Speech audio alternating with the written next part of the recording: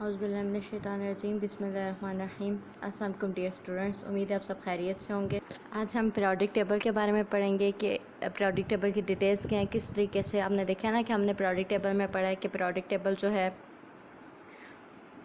वो कॉम्प्लेक्स जो चीज़ें हैं 109 एलिमेंट्स को बिल्कुल हमारे लिए इजी कर देता है। तो ये सारी चीज़ें अब हम डिटेल में पढ़ेंगे कि बाकी पीरियोडिक टेबल में क्या क्या है।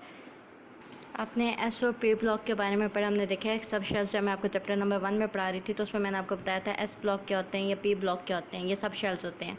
अब पीरियोडिक टेबल में एस और पी ब्लॉक कहाँ पे दिए हैं वो हम स्टडी करते हैं, क्योंकि जो आउटर मोस्ट वैलेंस शेल है सब शेल उनकी बेसिस पे होता है। एलिमेंट्स को हमने उसी तरीके से 4 ब्लॉक्स में डिवाइड किया हुआ है, ठीक है। अब जैसे एलिमेंट्स 1 है और 2 है, जो एलिमेंट्स है यानी जो एक सोडियम वाला ग्रुप है, ठीक है। अगर आप पीरियड में देखें तो एक बिल्कुल टॉप एक बिल्कुल लेफ़्ट कॉर्नर पे जो ग्रुप्स हैं दो, 1 है और 2 है। एक के ऊपर आप हाइड्रोजन से शुरू हो रहा है, दूसरा जो है बेरियम से शुरू हो रहा है, BE से स्टार्ट हो रहा है। तो इन दो एलिमेंट्स को यानी ग्रुप 1A को और 2A को हम क्या देते हैं, इनका जो वैलेंस शेल होता है वो किस में होता है, वो एस सब शेल में होता है, ठीक है। यानी इनकी जो इलेक्ट्रॉनिक कॉन्फ़िगरेशन है किस में आती है, एस सब शेल में आती है। तो इस वजह से अपने इन एलिमेंट्स को क्या नाम देते हैं, हम बोलते हैं कि ये एस ब्लॉक एलिमेंट्स है। इसी तरीके से जब हमारे पास अगले ग्रुप्स को देखें यानी ग्रुप 3A से लेके ग्रुप 8A तक सिवाय हीलियम के, इन सबको क्या बोला जाता है, इन्हें पी ब्लॉक एलिमेंट बोला जाता है, ठीक है। और हीलियम को क्यों नहीं बोलते, क्योंकि हीलियम जो है वो 1s2 पे ख़त्म होता है, ठीक है। तो हीलियम सिवाय हीलियम किस पे ख़त्म होता है, हीलियम एस सब शेल पे ख़त्म होता है। ये सारे के सारे पी ब्लॉक एलिमेंट्स हैं। क्यों इन्हें पी ब्लॉक्स कहते हैं, क्योंकि इनका जो वैलेंस इलेक्ट्रॉन है वो किस में लाई करता है, पी सब शेल में इनका वैलेंस इलेक्ट्रॉन लाई करता है। नेक्स्ट जो टॉपिक हमने करना है वो है valence shell electronic configuration and position of an element in the periodic table. यानी हमने देखना है कि वैलेंस शेल की इलेक्ट्रॉनिक कॉन्फ़िगरेशन कितनी है और एक एलिमेंट की पीरियोडिक टेबल में क्या पोजीशन होती है, ठीक है।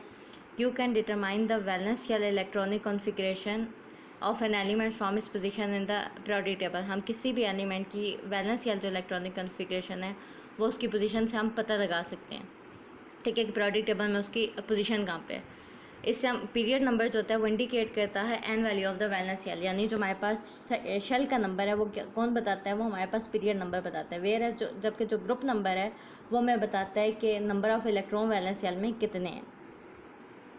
सो हम इसे एग्जांपल में देखते हैं, ठीक है, कि वैलेंस शेल इलेक्ट्रॉनिक कॉन्फ़िगरेशन किस तरीके से हम फाइंड करते हैं।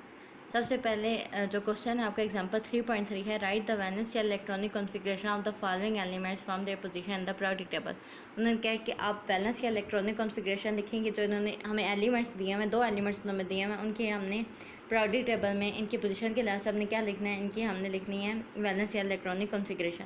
पहला जो एलिमेंट है वो है फास्फोरस और दूसरा एलिमेंट है नियोन। अब हम देखते हैं इसकी प्रॉब्लम सॉल्विंग स्ट्रेटजी कि हम किस तरीके से इस प्रॉब्लम को सॉल्व करेंगे। हमारे जहन में कोई एक तरीका होगा, ठीक है, वो मेथड क्या है जिससे हमने ये प्रॉब्लम सॉल्व करना है।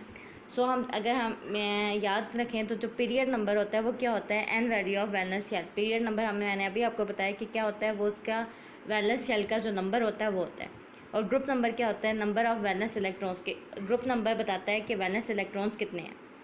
हमने क्या करना है, जो इलेक्ट्रॉन्स हैं जो हमने क्या करना है, सब शेल्स में डिवाइड कर देना। हमें पता है कितने सब शेल्स होते हैं, SPD एंड F। हमने क्या करना है, इलेक्ट्रॉन्स को सब शेल में डिवाइड कर देना, उससे हमें पता चल जाएगा कि valence shell electronic configuration elements की पीरियोडिक टेबल में कितनी है। अब अगर हम पीरियोडिक टेबल में देखें तो जो फास्फोरस का पीरियड नंबर बनता है वो बनता है 3, ठीक है। यानी ये किस पीरियड में आ रहा है, ये पीरियड नंबर 3 में आ रहा है, क्योंकि पीरियड नंबर किस बात को शो कर रहा है, एन को शो कर रहा है। तो इसका क्या मतलब है कि जो एन है यानी जो वैलेंस शेल है वो भी कितना होगा, 3।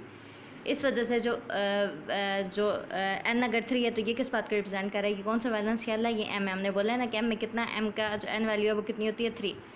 सो इसका जो वैलेंस इलेक्ट्रॉन है वो कौन से शेल्स में प्रेजेंट होंगे, 3s और 3p सब शेल्स में प्रेजेंट होंगे। ग्रुप नंबर जो है वो 5 है। इसका ग्रुप नंबर क्या है, यानी ये कौन से ग्रुप में प्रेजेंट है, ये ग्रुप नंबर 5 में प्रेजेंट है। इसका मतलब है कि इसके वैलेंस शेल में कितने इलेक्ट्रॉन्स होंगे, 5।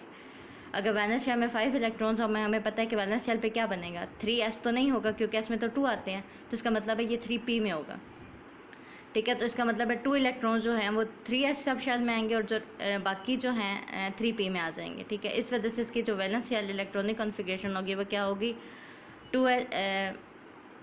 सो इसकी वैलेंस शेल इलेक्ट्रॉनिक कॉन्फ़िगरेशन होगी 3s2 एंड 3p5।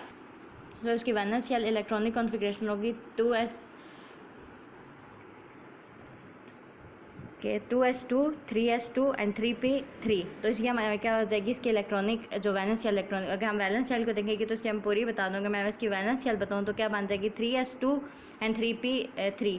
तो 3 और एक के 2 हो गए, एस के हमारे पास 2 हैं, तो 3 के हमारे पास पी के हमारे पास 3 हैं, तो ये कितने हो जाएंगे 5। तो इसकी वैलेंस शेल इलेक्ट्रॉनिक कॉन्फ़िगरेशन हमारे पास। अब हमने किसका फाइंड करना है, अब हमने पीरियड नंबर फाइंड करना है एन का। हमें पता है कि जो नियॉन है उसका पीरियड नंबर है 2, इस वजह से जो इसका एन है वो क्या हो जाएगा 2, और वैलेंस शेल क्या बन जाएगा एल।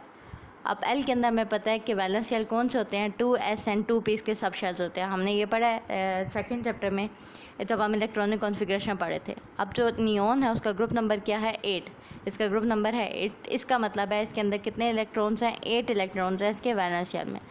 2 इलेक्ट्रॉन्स किस में आ जाएंगे 2s सब शेल में, और बाकी जो रिमेनिंग 6 हैं वो किस में आ जाएंगे 2p सब शेल में। इस वजह से इसकी जो वैलेंस या इलेक्ट्रॉनिक कॉन्फ़िगरेशन है वो बनेगी 2s2 2p6।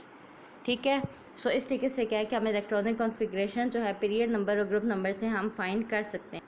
नेक्स्ट एग्जांपल 3.4 में हम बात करेंगे कि हमने जो है position of element product table में ऑब्टेन करनी है। किस चीज़ से इलेक्ट्रॉनिक कॉन्फ़िगरेशन को यूज़ करते हुए उन्हें बताना है कि इसकी पोजीशन क्या है।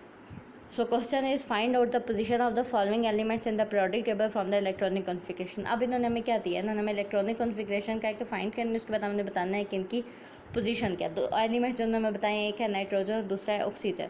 अब नाइट्रोजन का एटॉमिक मास है 7 और ऑक्सीजन का एटॉमिक मास है 8। अब हम देखते हैं कि इस प्रॉब्लम को सॉल्व करने के लिए हमारे पास क्या स्ट्रेटजी है। इसमें हम क्या करेंगे, हम इलेक्ट्रॉनिक कॉन्फ़िगरेशन एलिमेंट की सबसे पहले हम क्या लिखेंगे, उसकी इलेक्ट्रॉनिक कॉन्फ़िगरेशन। अब हम देखेंगे कि वैलेंस या इलेक्ट्रॉनिक कॉन्फ़िगरेशन क्या है, यानी हमने देखना है कि कोफिशिएंट ऑफ एस यानी हमारे पास एस और पी सब शेल्स जो हैं वो रिप्रेजेंट करते हैं पीरियड नंबर को, और टोटल नंबर ऑफ़ इलेक्ट्रॉन जो हैं वैलेंस शेल वो रिप्रेजेंट करते हैं ग्रुप नंबर को। सबसे पहले हम नाइट्रोजन की इलेक्ट्रॉनिक कॉन्फ़िगरेशन फाइंड करते हैं। तो नाइट्रोजन की इलेक्ट्रॉनिक कॉन्फ़िगरेशन बनती है 1s2 2s2 एंड 2p3। इसके वैलेंस शेल की इलेक्ट्रॉनिक कॉन्फ़िगरेशन है 2s2 2p3, यानी हमारे पास वैलेंस शेल को अगर देखा जाए तो एस सब शेल में हैं 2 इलेक्ट्रॉन्स और पी सब शेल में हैं 3 इलेक्ट्रॉन। 2 + 3 हमारे पास हो गए 5।